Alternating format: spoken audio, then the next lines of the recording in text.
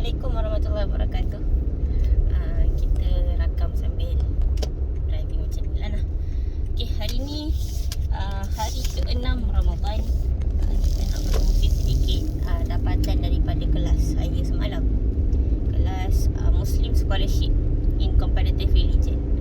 Kelas yang berbicara tentang bagaimana ulama-ulama silam, pendekatan mereka terhadap perbandingan agama. Apakah sebab, objektif, cara dan sebagainya menurut disiplin ilmu dalam perbandingan agama. Okey, menariknya kelas ni adalah kita didedahkan dengan sejarah ataupun asal-usul ilmu perbandingan agama dalam dunia Islam dan juga dunia barat ataupun kita panggil western lah kan. Okay, kalau di barat, perbandingan agama ni banyaknya bermula di Jerman kalau tak silap. Dan kita tahu cara ataupun pendekatan bukan Islam versus pendekatan orang Islam tidak sama. Kenapa tidak sama? Kerana tempat keluarnya ataupun sebut makhraj kah? Bukan. Maksudnya sebab utama yang menyebabkan ilmu itu terbina itu lain dalam dua-dua tamadun. Kedua-dua tamadun ini. Okay, yang pertama kita pergi kepada Islam dululah. Ramai scholars ataupun ilmuwan dalam bidang perbandingan agama mengakui bahawa kontribusi ulama-ulama, ilmuwan-ilmuwan Islam dalam perbandingan agama cukup luas. Dan salah satu kontribusi yang sangat besar adalah approach ataupun pendekatan yang digunakan oleh umat Islam sangat konsisten dan boleh dipercayai, reliable. Kenapa? Sebab mereka menggunakan pendekatan-pendekatan yang boleh diukur, yang terjaminkan daripada sos ataupun sumber yang boleh dirujuk. Okey, itu yang pertama. Kemudian kita lihat pula sumber utama perbandingan agama dalam agama Islam. Perbandingan agama dalam agama Islam bermula dengan Al-Quran sendiri. Kita tengok dalam Al-Quran ada menyatakan ataupun ada memperkatakan tentang agama-agama selain daripada Islam. Bukanlah nama agama tetapi kepercayaan-kepercayaan. Contohnya Yahudi, Nasrani, itu semua adalah nama-nama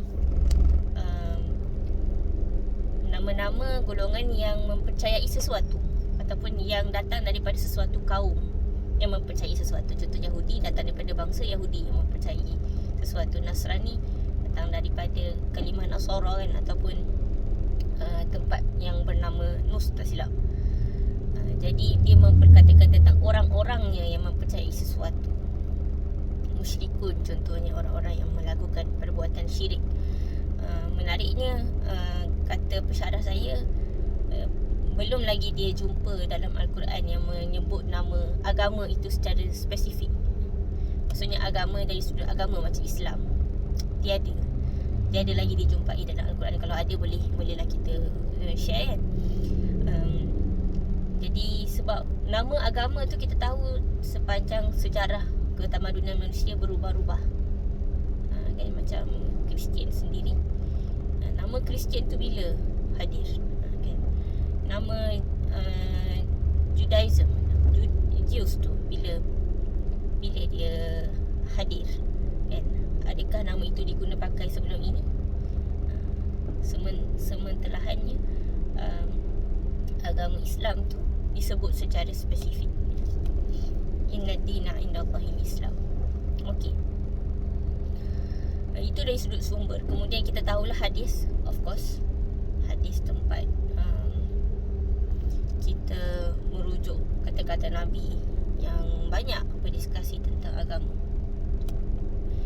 Apa lagi? Dan dari sudut objektifnya pun, ulama-ulama silam mempunyai kebanyakan ni, majoritinya memasuki dalam bidang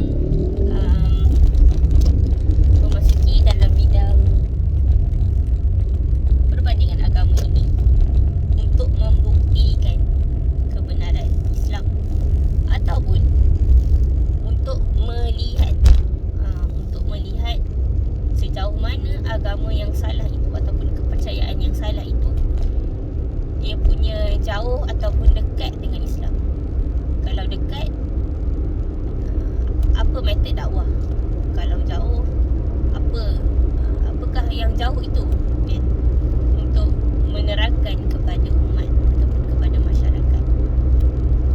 Jadi kalau kita lihat dari sudut practicality, ulama-ulama kita masuk dalam bidang perbandingan agama itu sangat jelas. Dan kalau kita lihat typology ataupun jenis-jenis kepercayaan yang disusun dalam kitab-kitab ulama-ulama silam dalam perbandingan agama pun disusun dari sudut itu, dari sudut apa persamaan dan apa perbezaan, sejauh mana sama, sejauh mana beza, kenapa beza, dan kenapa sama, kan? Macam agama Semitik yang ada kitab-kitab yang mempercayai satu Tuhan, yang ada kepercayaan tentang Nabi dan sebagainya. Okey. Dari sudut barat pula, barat melihat perbandingan agama, membanding-bandingkan agama, dikatakan dalam satu mindset yang mana agama itu semua sama. Agama adalah satu respon manusia. Mereka mengkaji agama dari sudut bagaimana manusia memahami Tuhan, menggambarkan Tuhan, dari sudut psikologinya, sosiologinya, dari sudut apa peranan agama dalam sejarah manusia. Kita lihat pendekatannya ke situ, maksudnya objektifnya dalam perbandingan agama barat adalah ke arah memahami manusia. Jadi kita lihat ada perbezaan yang ketara antara perbandingan agama dalam dunia barat dan dalam dunia dalam agama Islam. Okay. Kemudian saya nak fokuskan dalam video ni tentang bagaimana peranan Al-Quran dalam perbandingan agama. Semalam pensyarah saya berkongsi tentang surah Al-Fatihah. Macam mana surah Al-Fatihah itu sendiri menunjukkan satu demonstrasi tentang perbandingan agama secara jelas. Okay. Apa yang menyebabkan apabila ulama-ulama kita membaca surah Al-Fatihah, mereka mendapat satu motivasi untuk mengetahui tentang agama-agama lain. Yang pertama adalah, kalau kita lihat dalam surah Al-Fatihah, adanya yang disebut sebagai Bismillahirrahmanirrahim, kan? Okay. Itu sahaja sudah menyebut tentang Allah, kan? Allah dengan sifatnya, dengan kebergantungan kita kepada Allah. Jadi hamba ni adalah hamba yang bergantung. Kemudian Alhamdulillahi Rabbil Alamin. Di sini ada satu yang disebut sebagai konsep Tuhan. Ayat ini menjelaskan konsep Tuhan secara jelas, yang mana telah merungkai persoalan-persoalan agama lain. Apa dia? Apabila disebut Alhamdulillah, segala puji bagi Allah, Rabb, Tuhan ataupun Tuhan yang mencipta, yang menjaga, memelihara sekalian alam. Jadi ada dua perkara kat sini. Pertama adalah Rabb, yang kedua adalah alam. Jadi kita dapat mengetahui ada perbezaan antara Rabb dan alam. Dua entiti yang berbeza. Rabb itu bukan alam, Rabb itu bukan makhluk. Yang menciptakan dengan yang diciptakan itu lain. Jadi ini telah menjawab sebahagian besar persoalan dalam agama, iaitu siapa Tuhan dan siapa kita. Macam ada sebahagian agama yang mensifatkan Tuhan dengan sifat-sifat manusia, sifat-sifat makhluk, dan itu terjawab dalam agama Islam, yang mana kita tahu Tuhan itu tidak sama langsung dengan makhluk, kan? Okey, itu konsep ketuhanan dalam Alhamdulillahirabbil alamin. Kemudian Ar-Rahman Ar-Rahim. Di sini sebahagian ulama menyatakan bahawa agama Islam adalah agama yang bertunjangkan sifat rahmat. Agama yang approach-nya ataupun asal usulnya adalah sifat rahmat. Kenapa Allah hantarkan agama ini kepada manusia pun dari sudut kasih sayangnya. Ar-Rahman Ar-Rahim. Kemudian Maliki Yaumiddin.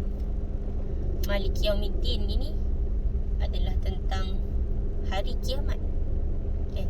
Dalam elemen-elemen penting usuluddin berbandingan agama, kalau kita lihat dalam elemen ataupun asas-asas dalam perbandingan agama Islam, dalam agama Islam ada 3 perkara. Yang pertama ilah uluhiyah, tentang Tuhan, konsep Tuhan. Yang kedua adalah ghaibiyat, benda yang kita belum nampak, macam hari kiamat diberitahu kepada kita tapi kita belum merasai kewujudannya. Hari kiamat, ghaibiyat. Kemudian nubuwah, kenabian. Itu adalah 3 perkara penting dalam usuluddin. Okey, di situ kita dapat lihat tentang hari kiamat.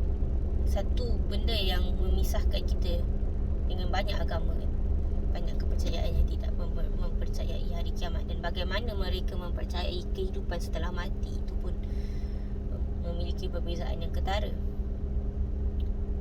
Okey, seterusnya adalah Maliki Yaumiddin, iyyaka na'budu wa iyyaka nasta'in.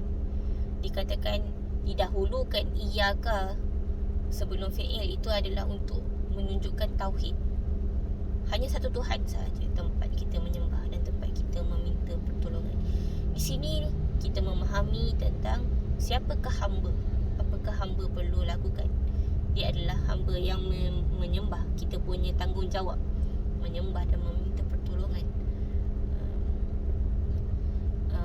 Satu benda yang juga antara benda yang menerangkan tentang agama. Jadi dalam agama Islam kita mengetahui bahawa hamba adalah makhluk yang bergantung harap kepada Tuhan, yang menyembah Tuhan, bukan bergaduh dengan Tuhan seperti dalam agama lain, kan? Sampai ada yang kata bergaduh dengan Tuhan, Tuhan kalah, kan? Na'udzubillah.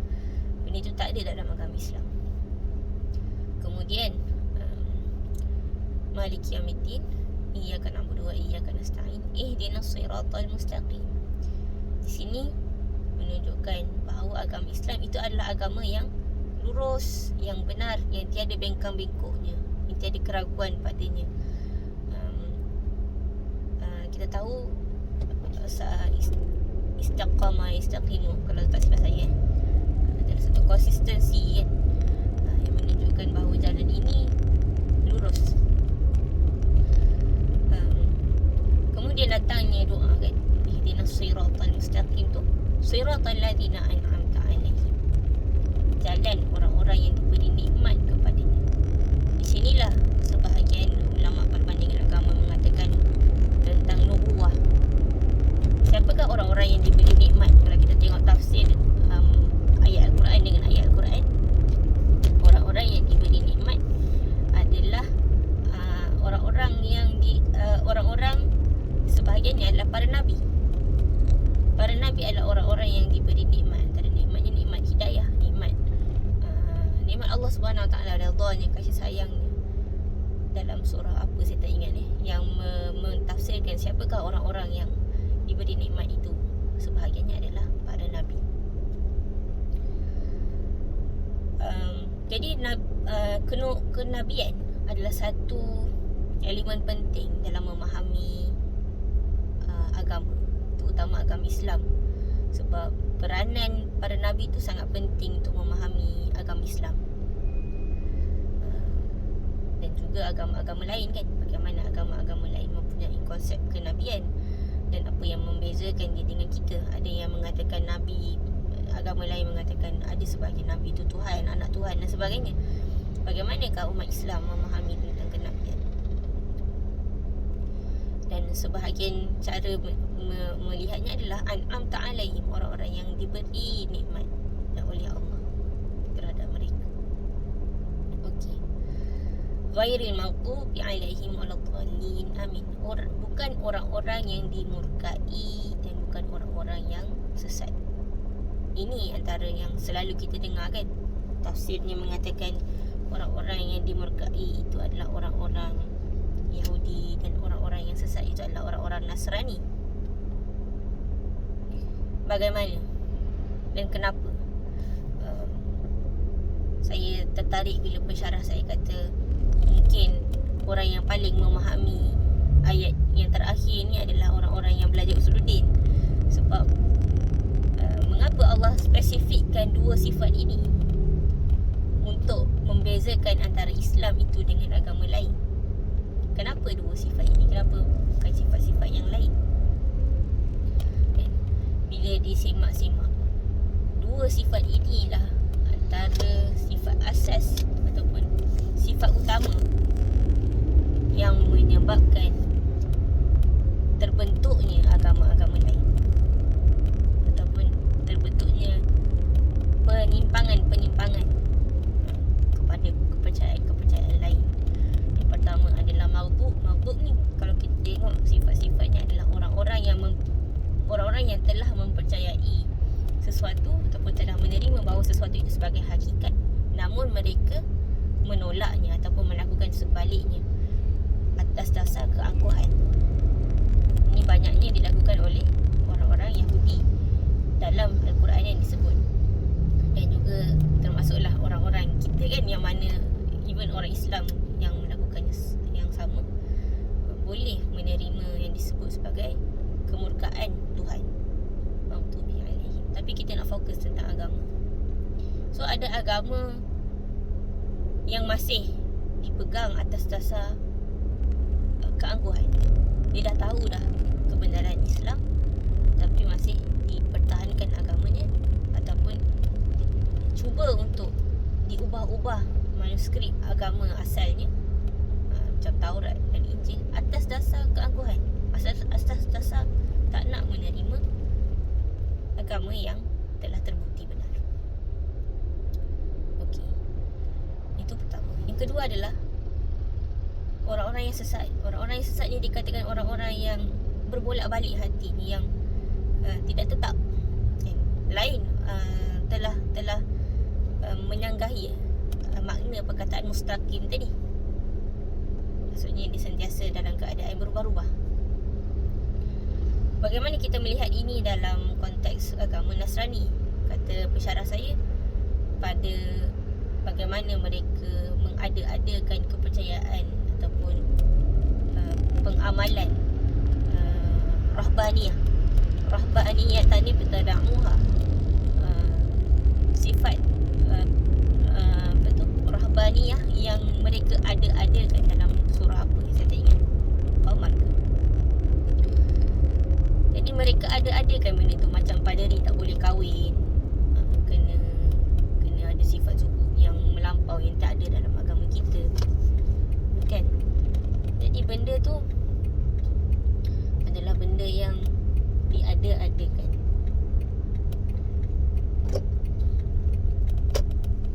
Baik,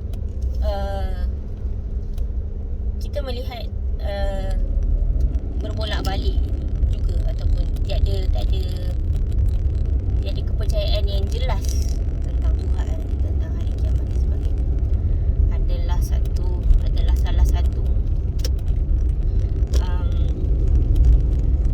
salah satu sebab utama terwujudnya kumpulan-kumpulan kecil, kumpulan-kumpulan baru ataupun kepercayaan baru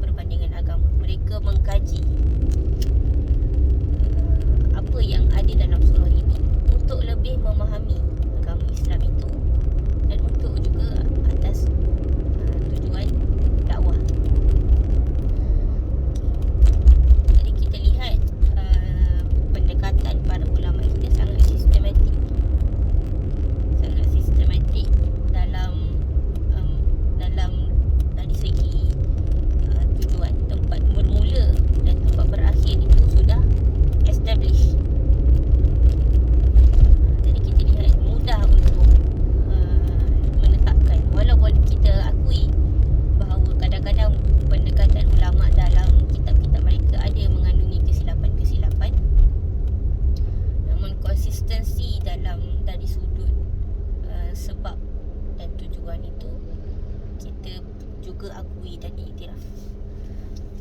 Melihat surah Al-Fatihah dari sudut para ilmuwan usuluddin sangat menyedarkan kita tentang nikmat agama Islam, bagaimana kita perlu menghargainya, dan juga menekankan tentang kepentingan bidang ini, bidang comparative religion. Ada sebahagian pensyarah juga mengatakan bahawa usuluddin ni bidang yang paling penting sebab dia mempertahankan agama. Wallahu a'lam. Bidang mana yang paling penting saya tak tahu. Tapi yang pastinya bidang akidah ni penting lah kan.